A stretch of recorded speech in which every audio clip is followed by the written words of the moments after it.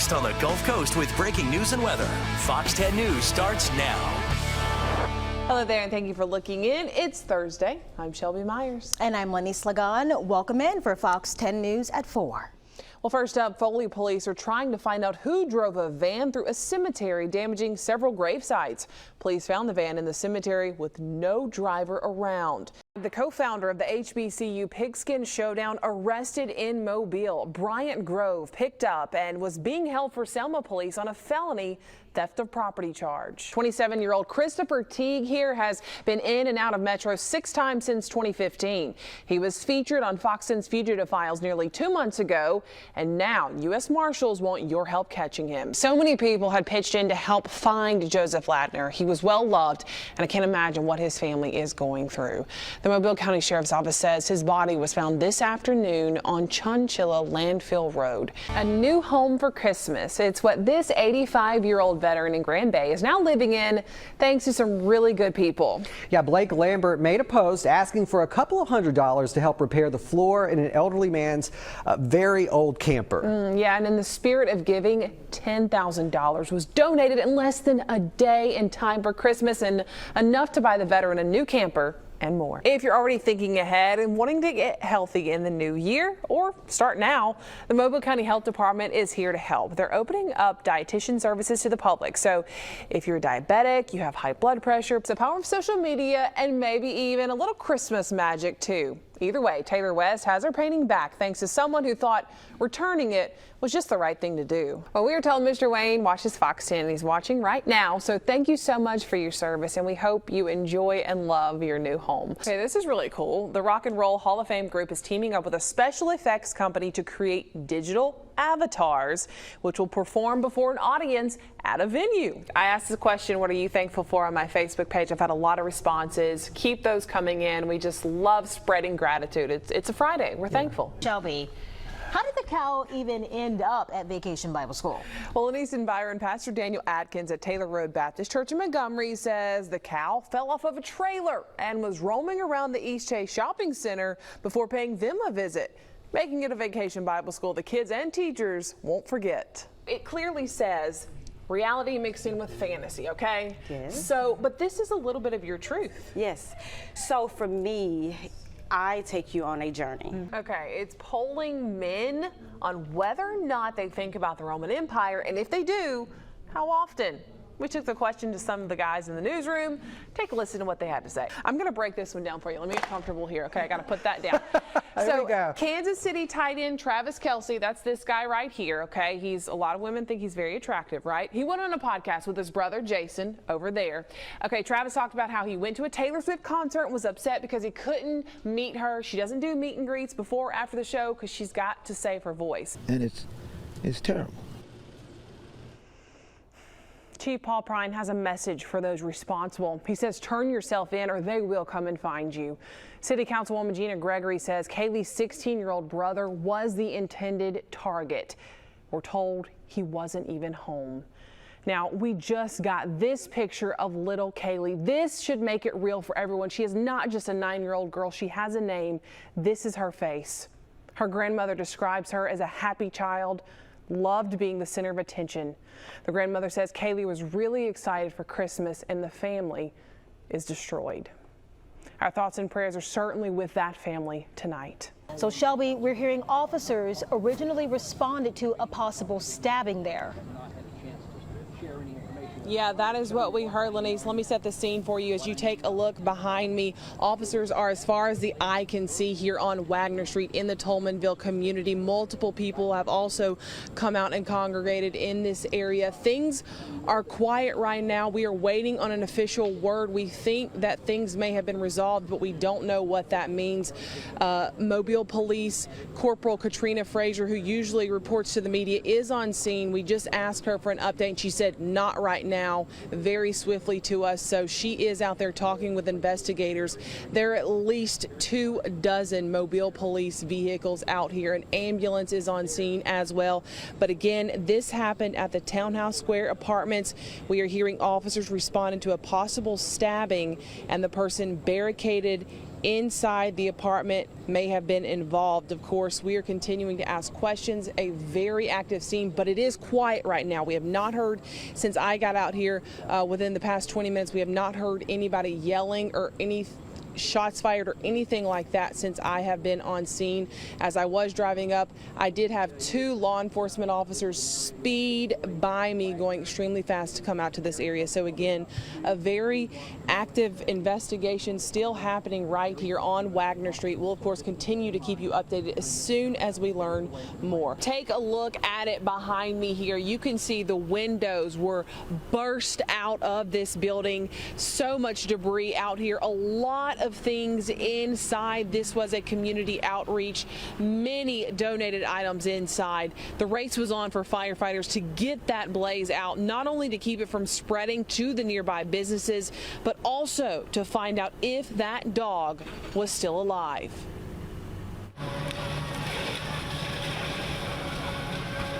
A raging fire engulfing the inside of this nonprofit at the corner of Navco Road and McVeigh Drive. Dozens of Mobile firefighters on scene, knocking it down as the flames threaten to spread to connecting businesses. There was smoke everywhere. The owner of Navco Pizza, Randy Poe, says he ran outside when his shop started to fill up with smoke. When we came out, you can see the white, you see where the fire is now?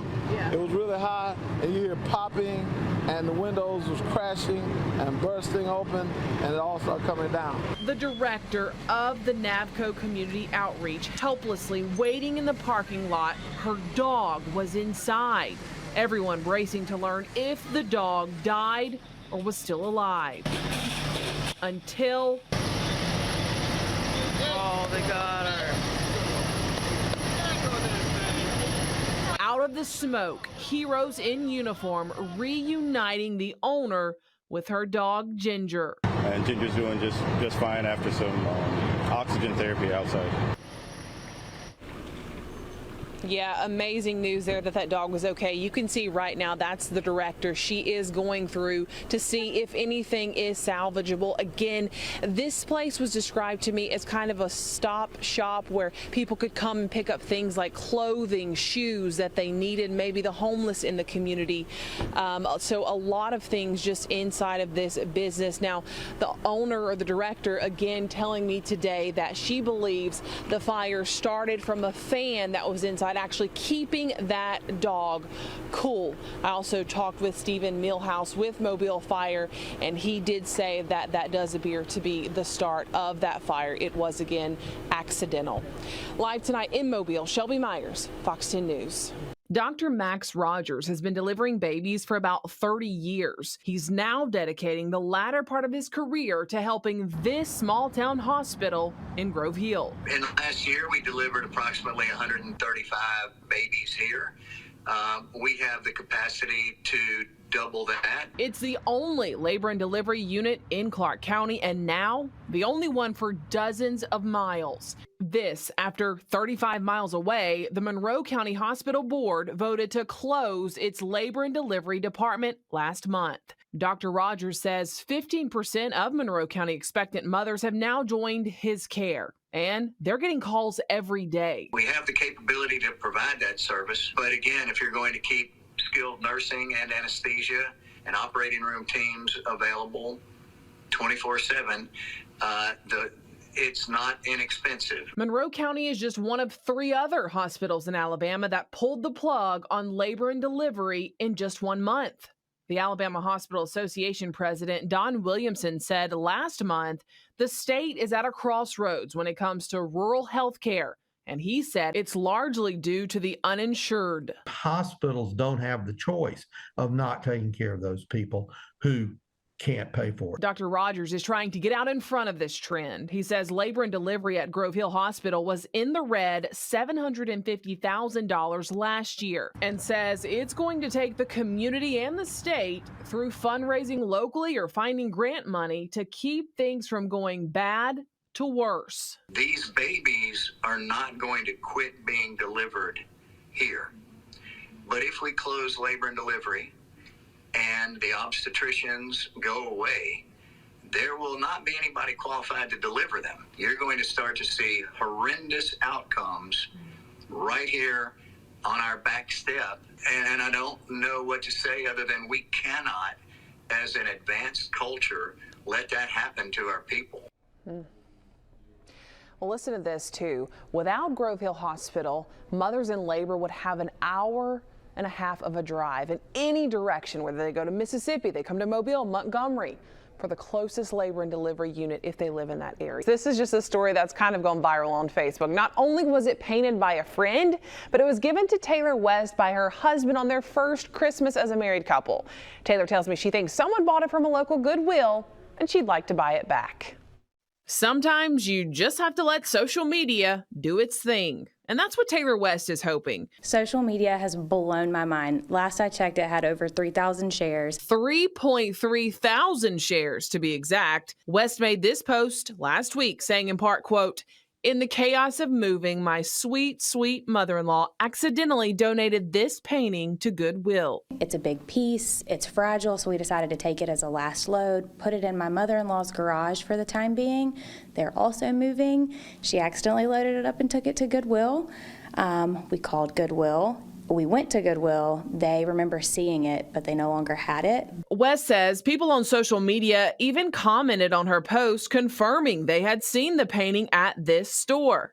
But someone must have quickly snatched it up. Now West really wants to find it, saying it was a sentimental surprise from her husband on their first Christmas as husband and wife. My husband's best friend's wife painted it for us.